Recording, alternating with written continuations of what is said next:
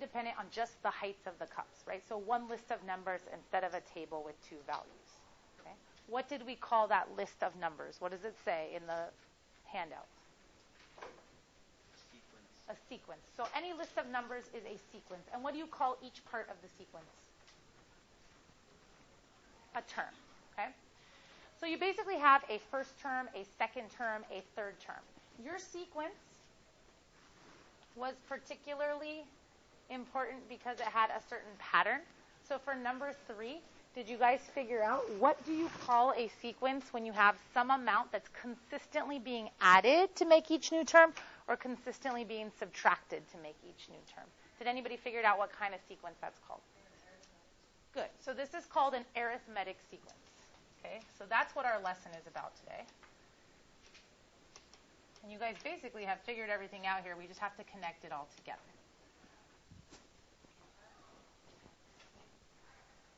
No, she was actually in a different period of mine, and she showed up on this roster one day, but then never was in here. And then she wasn't on the roster again. Yeah. Okay, so she did show up once. No. Hold on one second, sorry. All right, what do we call the amount then that we're adding or subtracting? What was the technical name for it? Common difference. Good.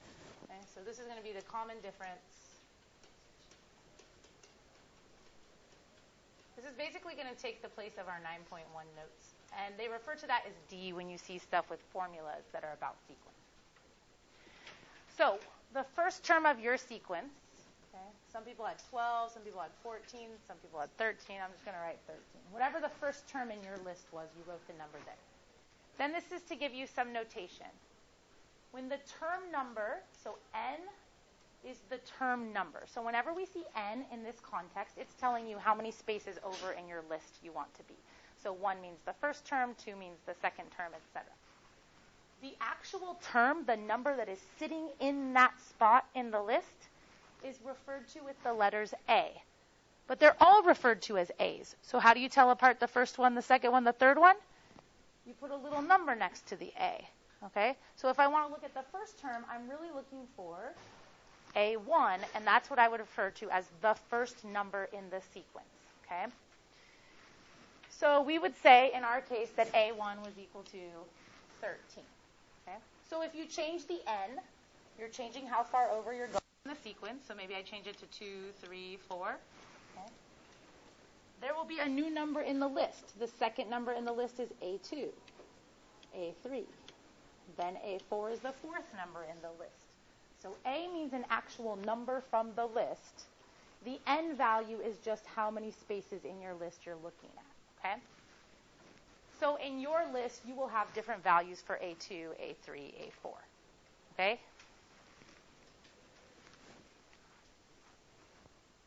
So to find A10 and to find A20, how did you guys do this? Did you just keep writing your list? What was your approach? How would you find, what is A10? What are we looking for if someone's not understanding the notation here? What is A10? The 10th number in the list. So how are you going to go find the 10th number in the list? Yeah. You could take the equation. You could take the equation and plug in 10. So there's got to be a way we can do it algebraically. What's another way you guys could do it? What's that? I didn't hear. What's another way that we could find the 10th term besides taking the equation and plugging in 10? Write the sequence all the way out to the 10th term, okay?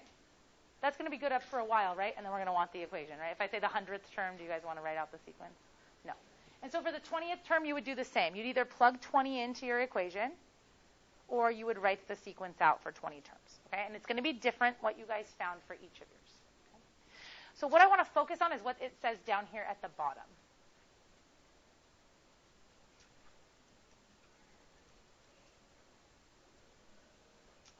Sorry.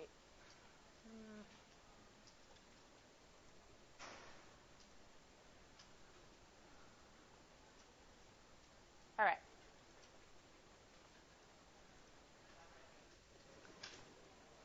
So the first part in number 6 talks about a recursive rule. A recursive rule is basically telling someone, hey, to get the next one in the list, like when you were writing out the list for 10 terms or 20 terms, what is it that you were doing each time to get the next one?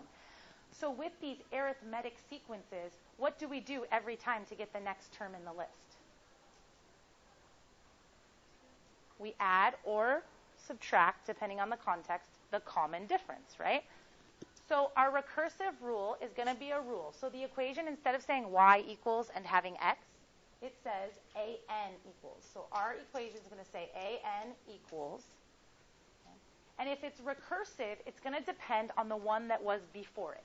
So the sixth term, you need the fifth term to figure out the sixth term, because all I'm doing is telling you what to add or subtract to the one before it.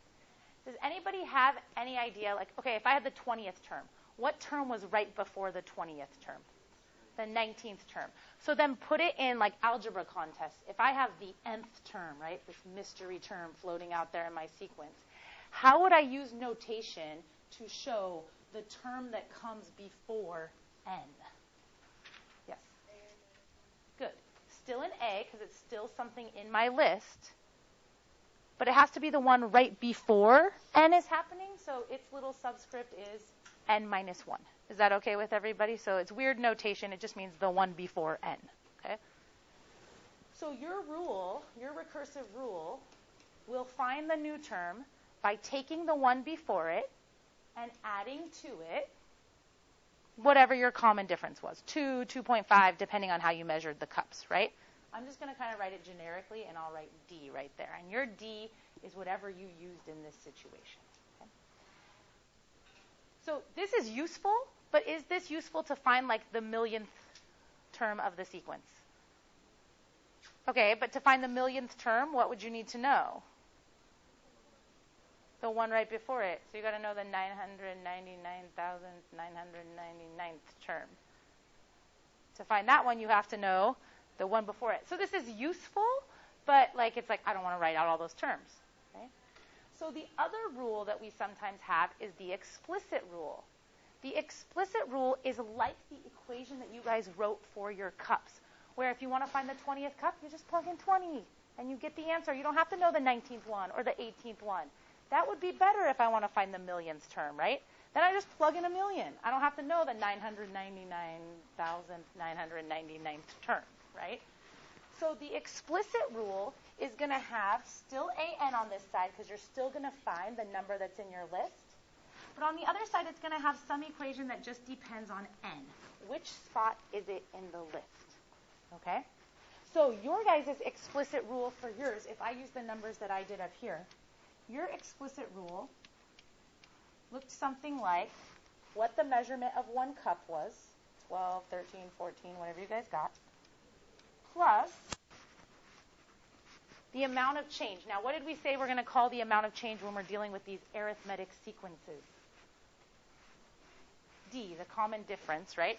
So you guys are adding this to D, okay, multiplied some amount of times. Now, when you guys wanted to find the 20th cup or the 20th spot in the sequence, how many times did you multiply the change by? 19, because you already had the first cup amount there, right? If the first cup is already sitting there and you want to stack 20 cups, are you going to add 20 more things onto it? No, the first one's already there. How many more things are you going to add onto it? 19, okay? So we multiplied this by 19 to find the 20th cup, okay? But that's very specific to find the 20th. So how would you guys summarize? What if I want to find the nth term? Okay, let's try and put it in like algebra terms. How do I make a formula that's more generic? If I want to find the nth term, I'm going to take this, which was my first term, right? The first number in my list. How do I write that? The first term. How do I write it algebraically? A1. And I'm going to add to that my common difference a certain amount of times. How do I tell somebody how many times to add it dependent on which place they want in the list? Good. You want the millionth spot? Multiply this by 999,999 because you already counted the first one. Make sense to everybody? Put a big box around this, okay? This is going to be extremely useful to you. This is your explicit rule or your explicit formula for all of the arithmetic sequences, okay? So let's look at the examples that you guys have in your note guide. Okay. Can we measure our bugs? On the scale? Yeah. Yeah, can you just take the scale with you? We're right in the middle. Okay, so in example 1 here, okay? So this is section 9.2 of the notes, example 1. One term of an arithmetic sequence, A7, is equal to 15. What term is 15 in my sequence? The 7th term. Good notation, okay? The common difference is negative 7. Write a rule, okay? We want an explicit rule because we want to be able to plug in n. So we're aiming for this.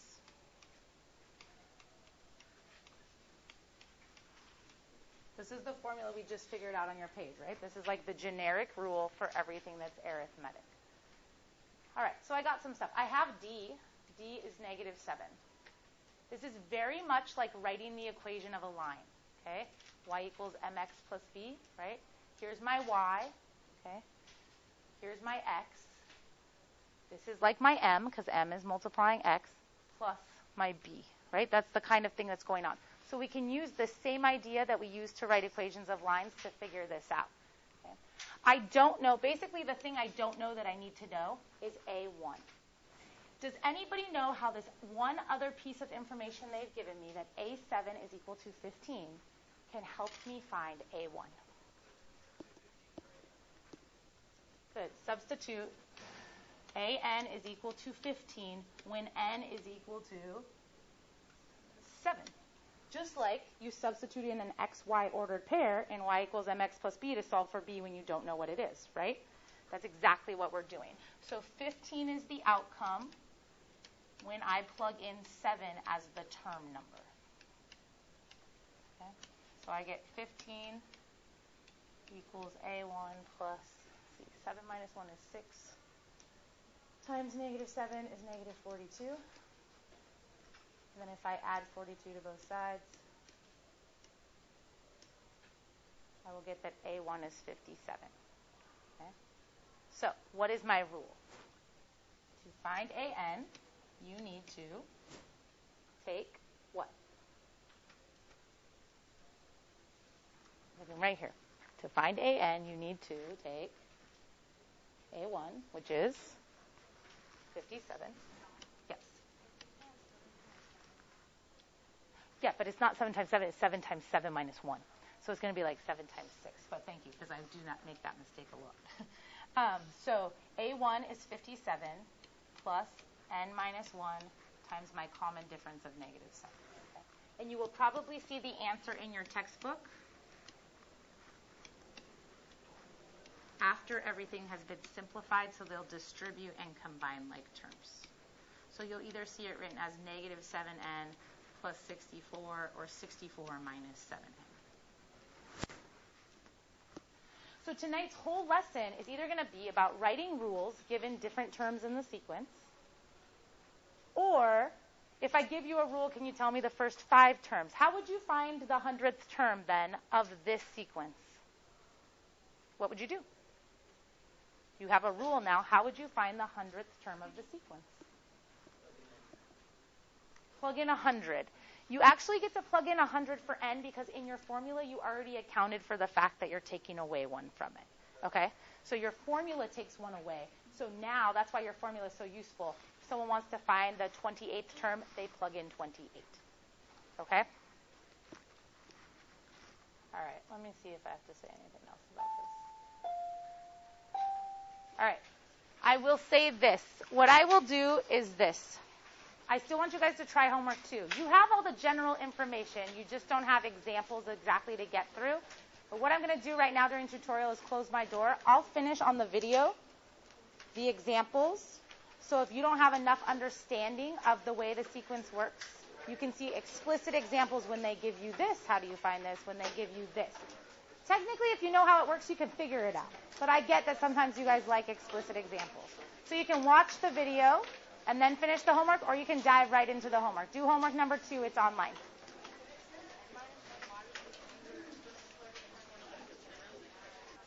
Okay, so second example to help you guys with your homework. We have 2 terms this time. The 7th term is 20. And the 23rd term is 52. And the first thing we want to do is write the rule. So again, I'm going to focus on taking the first term, adding to it n minus 1 times the common difference. So to write the rule, I need to determine what is the first term and what is the common difference. Okay? A couple different ways to think about this. Think about what they're giving you. You have a list of numbers, and they're giving you the number 20 is in the 7th spot.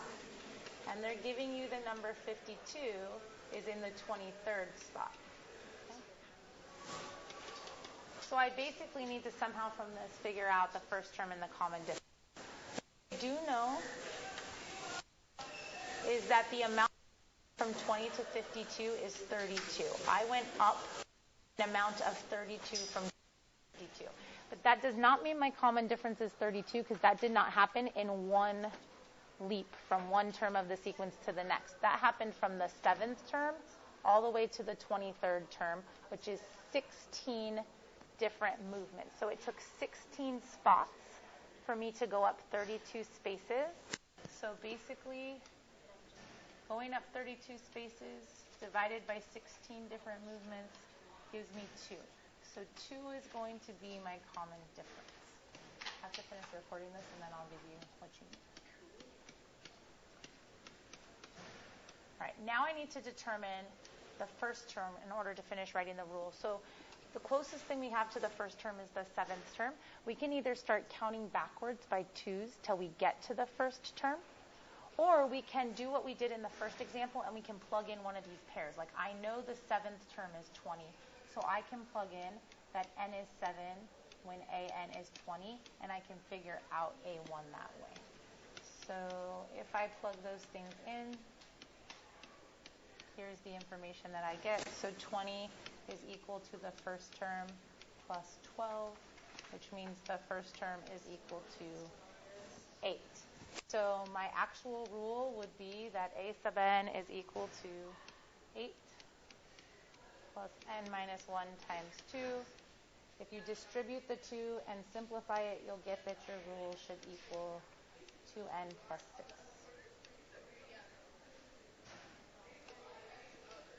For part B, we now want to find for what value of n is an equal to 44.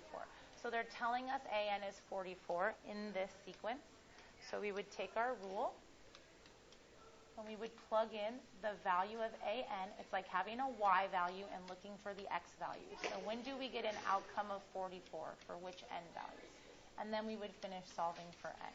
So I'll have 2n equals 38. So n is equal to 19.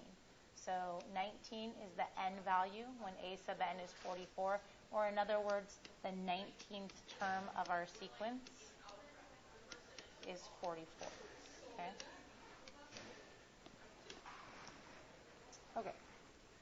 The last example that we have is a word problem. So it says the number of seats in the first 16 rows in a curved section of an arena is an arithmetic sequence. So it's like there's a number of seats here.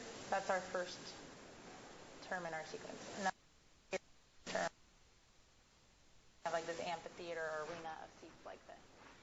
So if there are 20 seats in row 1, 23 seats in row 2, how many seats are in row 16? So normally you might not think having these first two terms.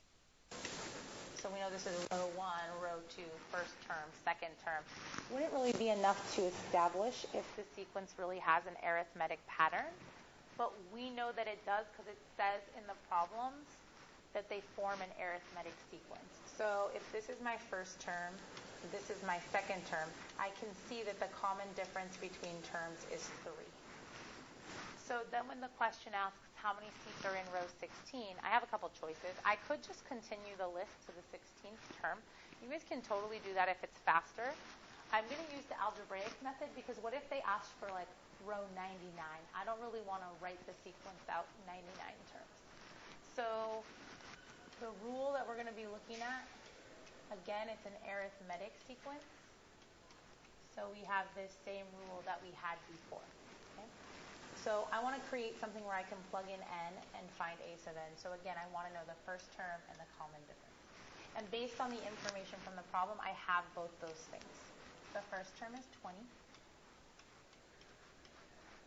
And the common difference was 3, because that was the difference between terms. So my rule is here. If I simplify it by distributing the 3 and then combining like terms, I have 3n plus 17. And then they specifically wanted to know how many seats are in row 16, which means I'm basically looking for a sub 16. So I'm going to plug in 16 for n and see what I get for a. So 3 times 16 is 48. So I get that the 16th term of the sequence is 65. So my answer would be that there are 65 seats in row 16.